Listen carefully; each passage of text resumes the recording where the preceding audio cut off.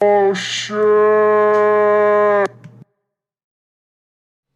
Hey, I have a question. Yeah. So I heard like half of your conversation. Mm-hmm. Would you want to do like a podcast episode on my podcast and tell me like your life story? Because that was interesting.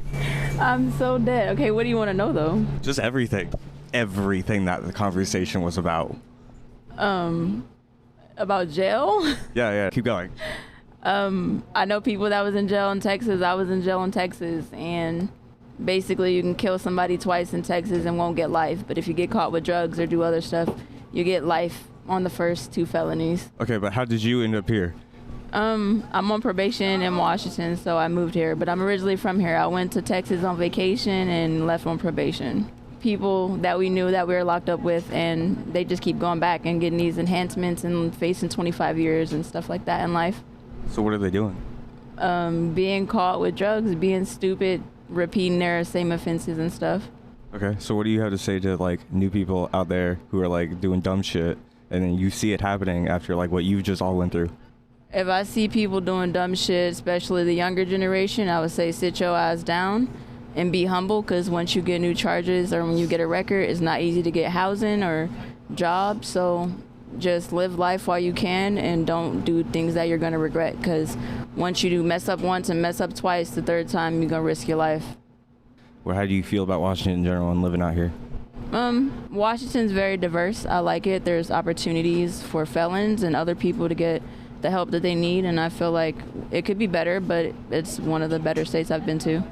How do you feel about price of living and the cost of living, the over excessive having to work to survive out here? I don't like it. I mean, I feel like it's mad stupid expensive out here, and this is why we have a homeless crisis. But I mean, I feel like if people are really determined, they can make it happen, but we also need to build more low-income housing here for people. Do you know a lot of people affected by homelessness? Yeah, I do, actually. I used to be homeless, but I got housed, and I have a lot of friends who are still homeless, but they're getting their life together slowly. What is the best way that people can actually help from someone who's dealt with that situation? Stop trying to force people to go and get drug and mental health treatment, because you can lead a horse to water, but you can't make them drink it. But also, I feel like we need to build more low-income housing and more sustainable housing, because with the price of living, even if you're working a minimum wage job, you have to make 3 times the amount of rent and all that just to have an apartment. So we need more low-income housing and more shelters and more resources to help people. So what helped you the most? Case managers and resources in the community, and me being under the age of 25 actually helped, because they have more resources for people under the age of 25. How so? What does it mean? Perks do you get for being under 25 through this kind of system? You get on the housing priority pool first, like if you're disabled, if you're under 25. It's just more easier. It's a different system than the adult homeless system, so I feel like, it's still fucked up because there's people who need help that are over 25. It's just you get more wraparound if you're under 25. Do you think the system all in all is fair for the way it is right now, or do you think that they have a lot more different ways to improve? They have a lot more ways to improve. Even with the people under 25, it's still a fight and it's still a struggle, but I feel like it needs to be reformed just in general. Like, I feel like how we have to pay for buses, I don't pay for buses. I will lie and say I'm 18, or I will walk on. I pay taxes, so my tax-paying dollars pays for this bus. So it's like in this society where we're blaming the homeless for stealing food or stealing whatever the fuck they need. Like, they're gonna keep raising those prices even if they steal it or not.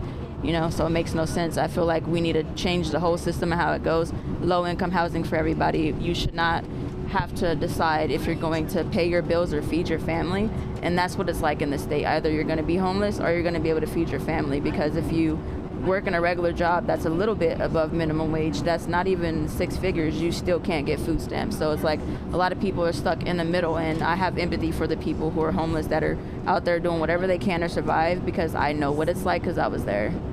So do you think that the complete public transportation bus system going completely free, do you think that would help a lot of people out there? Like, do you think it would help put back quite a bit into their pocket to help their family?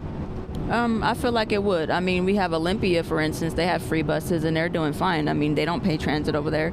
I feel like $5 for a one-way ride is insane. I feel like we shouldn't have to pay for that if we're paying for the light rail, if we're paying for the buses. Like, my tax-paying dollars is paying for the light rail that's going through Redmond. Do I take that light rail? No, but I'm still paying for it. So I feel like us paying for the bus when we're already paying for it out of our taxes is like robbing people. Was well spent, or do you think that they could have used it for something like here, exactly what you're saying?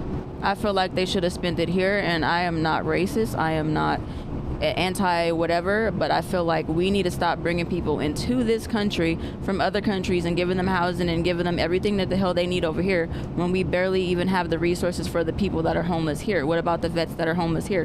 What about our soldiers that are homeless here? What about our families that are like here? We're over here housing people left from right from other countries, but like we still have a homeless issue here in Washington state alone. Like our housing and our homeless situation has gone chaotic since this past year along. It's the highest it's ever been. So like, why are we still bringing people over here for asylum when we can't even help the people that's already here? What was your name? Kiki. Kiki, nice to meet you, Kiki. You too. Do you have like a social media you want to shout out, or is like do you have anything you want to shout out from here? Nah, I'm good. You can follow me on TikTok. Is that girl Key, and yeah, that's pretty much it. I just live life every day, and I hope that there's some change in the system, because either it's going to come down falling, or the low income and the poor people are going to rise, and a lot of people are not going to be happy.